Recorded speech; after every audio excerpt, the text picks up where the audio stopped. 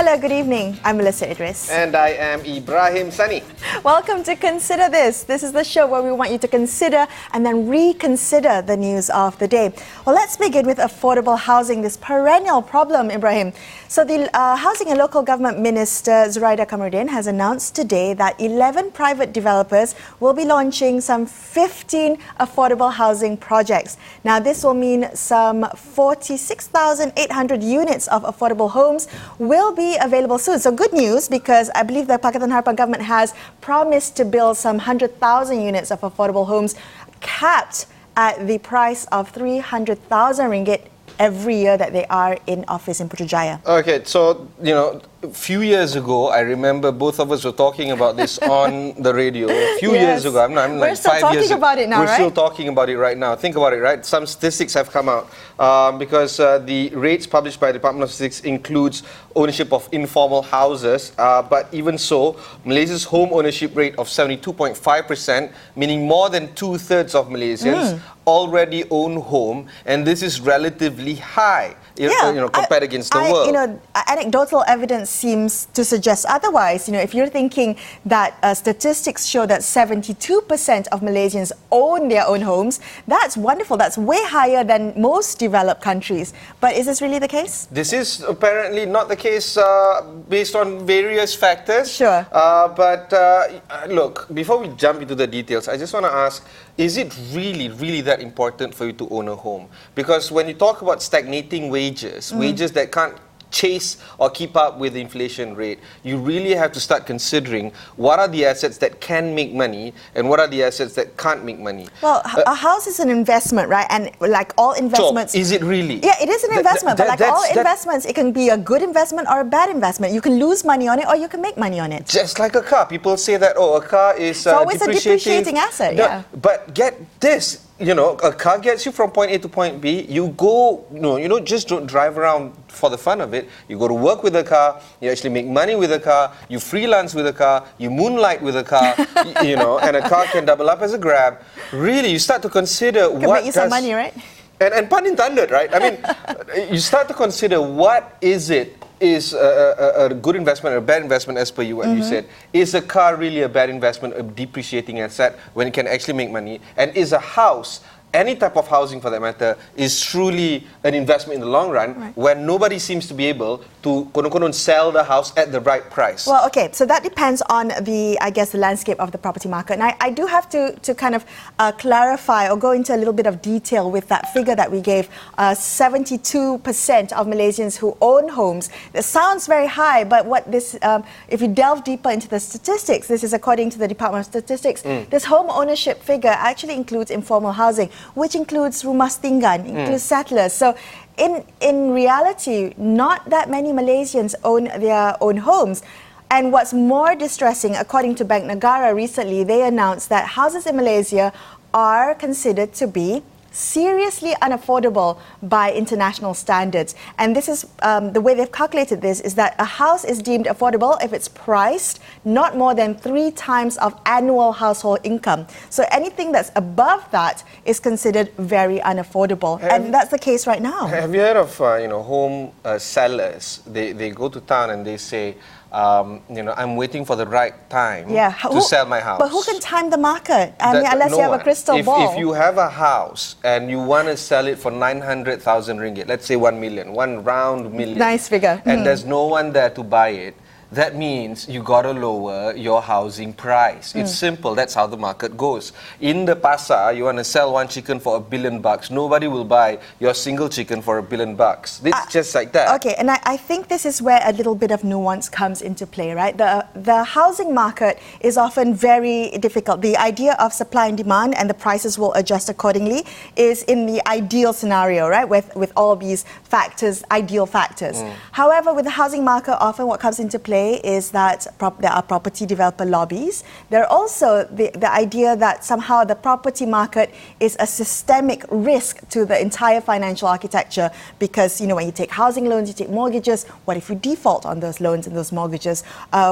You're talking about big companies that are going bust. It could be a problem for the economy as a whole. So all these sensitivities, I believe the government has to take into consideration. Yeah, but Having said that, I still think that there should be a solution. I mean, we've been talking about this for years, I and agree. It's just gotten worse every year. It has gotten worse unless you're out of the housing market and you have no intention of buying the housing market. Suddenly, voila, you don't have a problem with the housing market. If if you live in a big town in KL, Penang, JB, and if you earn a salary of 3,000 ringgit and your partner earns a salary of 3,000 ringgit, so you have a 6,000 ringgit, disposable income, you start to wonder if 1/3 of that salary of yours, combined income, 2,000 ringgit, can that really afford you another home? If it can't, then get out of the market. Don't be, shopping around for a housing market that you can't afford. Well, okay, let me give you some numbers, right? So, the government has said that affordable homes should be capped at 300,000 ringgit every year.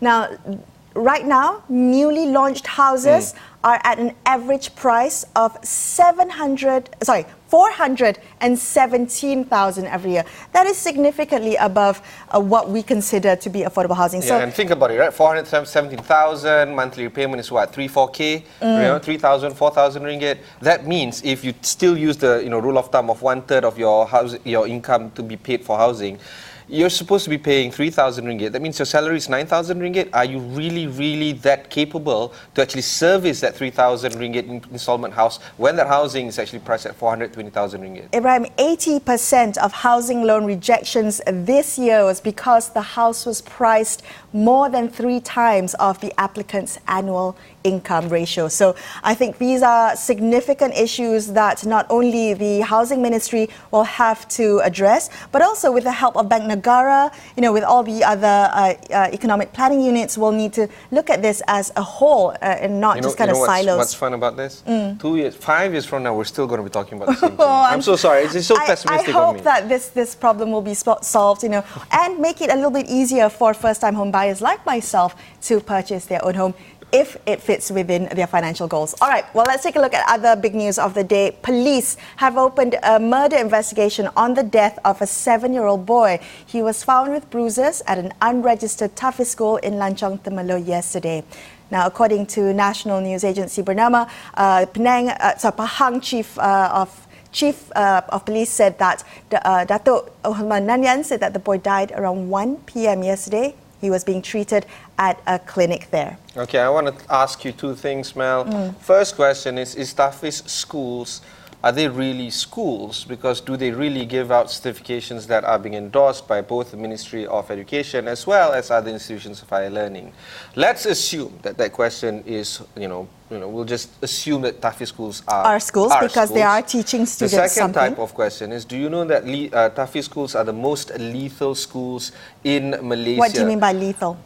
No amount of type of school can record the amount of deaths higher than it is in Tafiz schools compared to other types of schools. Do you know that in sekolah asrama penuh or sekolah rendah, sekolah menengah, any type of schooling categories, no other children die more than they do in Tafiz schools. Okay. So if you think about it, when you talk about it's safer to fly than it is to drive and so on because of ratios like that, you start to wonder, is it really safe to send your children to Tafiz schools based on the statistics that we know of? Okay. Remember, the people that were responsible for the fiery 30-plus students that died 2 years ago, they're still not brought to justice because apparently no one can be found as culpable for that particular, fire.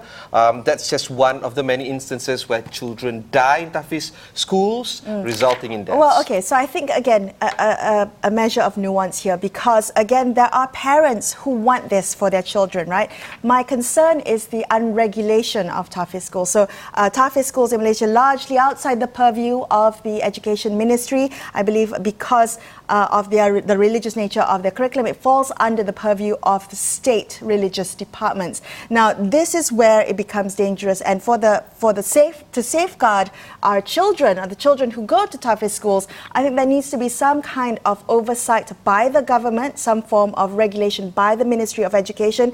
Again, I mean, this incident, this case, this tragedy that has happened, Ibrahim, has brought to light the fact that there needs to be regulatory attention on unregistered Tafiz schools operating throughout the country. Okay, so it's not just about the unregulated Tafiz schools. Remember, think about it, right? Because if schools are regulated anyway, for instance, the Tafiz school that I went to when I was a child. You went to a Tafiz school? Yeah, I did. Oh, I didn't know that about I went to a Tafiz school when I was a child, right? It was regulated. And the hazard for that particular time is that no one died in my school, or the school that I went to. But health hazard was there. There's a lot of diseases that was involved. So hygiene and all that. So we we need regulation. And I'm hoping that with more information coming out, this is hopefully this will be one of the few tragedies that we will encounter with Tafiz schools. Hopefully. Very quickly after this, we're going to be turning our attention to new regulations in the e-gaming industry in China. Stay tuned to consider this.